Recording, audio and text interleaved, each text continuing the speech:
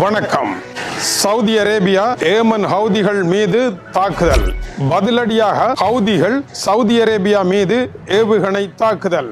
முன்னர் நடைபெற்ற Houthi Saudi இருவருக்கும் இடையே ஆன பழைய போர் மறுபடியும் சிரங்கு நோயை சொரிந்தது போல மூண்டெழுந்திருக்கின்றது. பழைய பகைகளை வைத்து ஹவுதி ஆயுததாரிகள் சவுதி அரேபியாவினுடைய ஆயில் டேங்கர்கள் 2 மீது நடத்திய தாக்குதல் மன்னிக்க முடியாத குற்ற செயல். இதை பார்த்தபடி இருக்க முடியாது என்று சவுதி படைகளும் அதனுடைய கூட்டுப்படை நாடுகளும் ஒன்றாக இணைந்து ஹவுதி ஆயுததாரிகள் மீது கடுமையான தாக்குதல்களை நடத்தி இருக்கின்றார்கள்.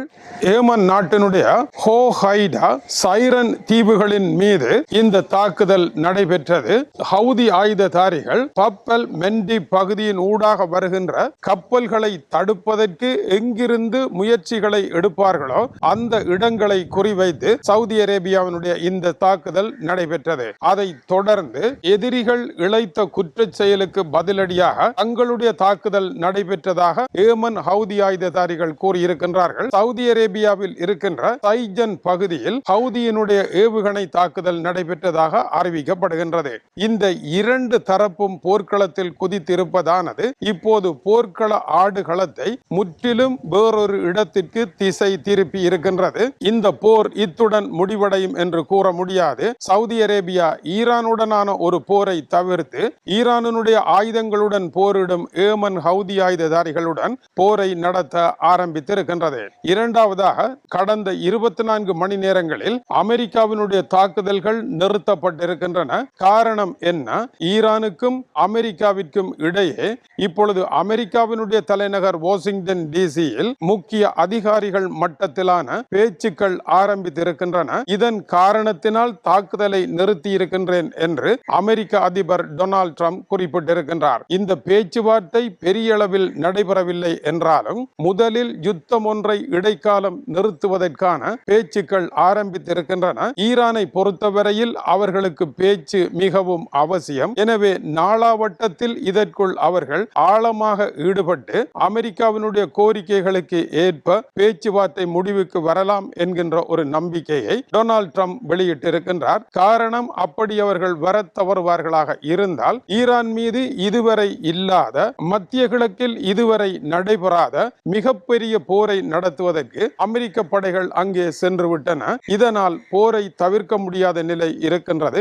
ஆகவே பேசித்தான் தீர்க்க வேண்டும் என்று டொனால்ட் ட்ரம்ப் குறிப்பிடுகின்றார். ஆனால் இதில் ஒரு ஆபத்து இருக்கின்றது. கடந்த வியாழக்கிழமையில் இருந்து முழுமையான பெரும் தாக்குதலை நடத்தலாம். அப்படி நடத்தினால் வரக்கூடிய பக்க விளைவுகள் என்ன? அது அமெரிக்காவிற்கு லாபமாக அமையுமா?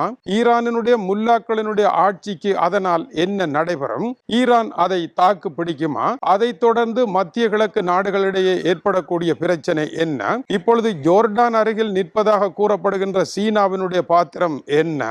ஈரானினுடைய நிலத்தடி சுரங்கங்களில் அமைந்திருக்கின்ற சுரங்க அறைகளில் தொழில்படுவதாக கூறப்படுகின்ற ரஷ்ய நிபுணர்களினுடைய பணி என்ன? இந்த தொழில்நுட்ப போரினுடைய அடுத்த கட்டம் என்ன என்பதையெல்லாம் சீராக முடிவு செய்ய வேண்டிய ஒரு தேவை இருப்பதனால் டொனால்ட் ட்ரம்ப் தாமதிக்கின்றார். அவர் இந்த பேச்சுக்களை அந்த முடிவெடுப்பதற்கான ஒரு பருவமாகவே பயன்படுத்துவாரே அல்லாமல் இதை சரியான வழியில் அவர் தீர்ப்பார் என்று எண்ணுவதற்கு கடந்த கால வரலாற்றில் எந்த ஆதாரங்களும் இல்லை. மேலும் அமெரிக்காவினுடைய இவ்வளவு பெருந்தொகை படைகளை கொண்டு சென்று நிறுத்தி இருப்பது இலகுவானது. இவற்றை திரும்ப எடுப்பது மிக மிக கடினமானதாக அமையும். ஆப்கானிஸ்தானுக்குள் அமெரிக்கா படைகளை கொண்டு சென்ற பொழுது அது மிக எளிதானதாக அமைந்தது. ஆனால் யுத்தத்தை நிறுத்தி படைகளை வெளியே எடுத்த பொழுதுதான் அமெரிக்கா பலத்த அடியும் தோல்வியும் அடைய வேண்டிய நிலை ஏற்பட்டது. அமெரிக்க படைகள் சண்டை இல்லாமல் பின்வாங்குமாக இருந்தால் ஈரானினுடைய தாக்குதலும் வேறு அணிகளினுடைய தாக்குதலையும் அமெரிக்கா சந்திக்க நேரிடும். அது பேரிழப்பாக அமையும்.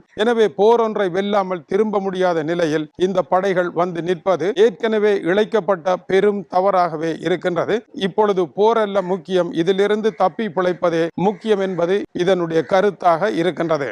அமெரிக்கா போரை நிறுத்தினால் இஸ்ரேல் அந்த நாடகத்தை தொடர்ந்து நடத்த வேண்டும். மேற்கு கரைக்குள் நேற்று நுழைந்த இஸ்ரேலினுடைய ஆயுதம் தரித்த 50 படையினர் அங்கிருக்கும் வைத்தியசாலை ஒன்றில் நுழைந்து வைத்தியர்கள் உள்ளிட மருத்துவ தாதியர்களை எல்லாம் கயிற்றினால் அடிமைகள் போல கட்டி இழுத்து அங்கிருக்கும் ஒருவரை கைது செய்தார்கள். மொத்தம் 70 பேர் வரை கைது செய்யப்பட்டிருக்கின்றார்கள். அந்த வைத்தியசாலை பிரிவினர் கூறுகின்ற பொழுது தற்பொழுது ஏற்பட்டிருக்கின்ற இந்த நிலை வைத்தியசாலைகளுக்கு உள்ளே நுழையக்கூடாது என்கின்ற சர்வதேச சட்டங்களை மீறிய செயலாக இருக்கின்றது. ஆனால் இஸ்ரேல் தானும் இருக்கின்றேன் என்பதை காட்டுவதற்கும் இந்த போரில் இஸ்ரேல் மிகவும் கொடூரமாக நடக்க தயாராக இருக்கின்றது என்பதை எதிரிகளுக்கு புரிய வைக்கவும் வைத்தியசாலைக்குள் புகுந்து நாடகத்தை நடத்தி இருக்கின்றது. இஸ்ரேல் காசாவில் செய்ததை போலவே இதுவும் இருந்தது. இதை தொடர்ந்து கண்டனங்கள் வந்தாலும் கூட இந்த வைத்தியசாலையில் பயங்கரவாதிகள், திருட்டுத்தனமாக ஆயுதங்களை விற்பவர்கள், ஹமாஸினுடைய ஆதரவாளர்கள் இருந்ததனால் தாங்கள் கைது செய்ய புறப்பட்டோம் என்று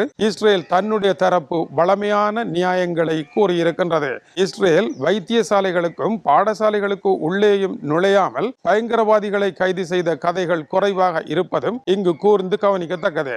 வணக்கம் உறவுகளே. நன்றி உறவுகளே. இது போன்ற வீடியோகளை பார்வையிட சுந்தூஸ் முகமது இம்தியாஸ் என்ற யூடியூப் சேனலை சப்ஸ்கிரைப் செய்யும்.